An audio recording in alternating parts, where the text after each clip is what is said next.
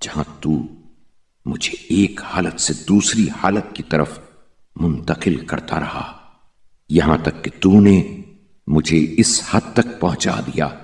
جہاں میری صورت کی تکمیل ہو گئی۔ پھر مجھ میں اعضاء و جوارح ودیت کیے، جیسا کہ تو نے اپنی کتاب میں ذکر کیا ہے کہ میں پہلے نطفہ تھا، پھر منجمد خون ہوا، پھر گوشت کا ایک لوتھڑا، پھر ہڈیوں کا ایک ڈھانچہ، پھر ان ہڈیوں پر گوشت کی تہیں چڑھا دیں، پھر جیسا تو نے چاہا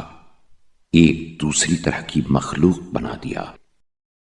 اور جب میں تیری روزی کا محتاج ہوا اور تیرے لطف و احسان کی دستگیری سے بے نیاز نہ رہ سکا،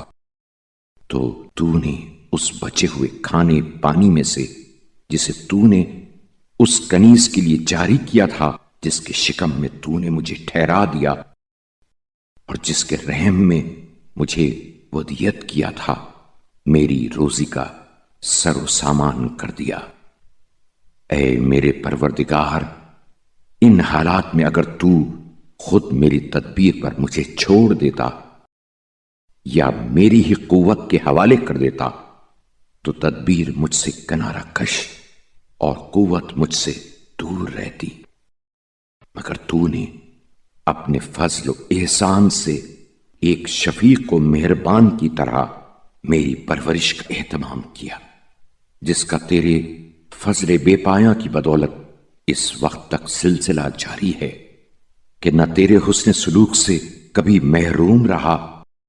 اور نہ تیرے احسانات میں کبھی تاخیر ہوئی، لیکن اس کے باوجود یقین و اعتماد قوی نہ ہوا کہ میں صرف اسی کام کے لیے وقف ہو جاتا جو تیرے نزدیک میرے لیے زیادہ سود مند ہے۔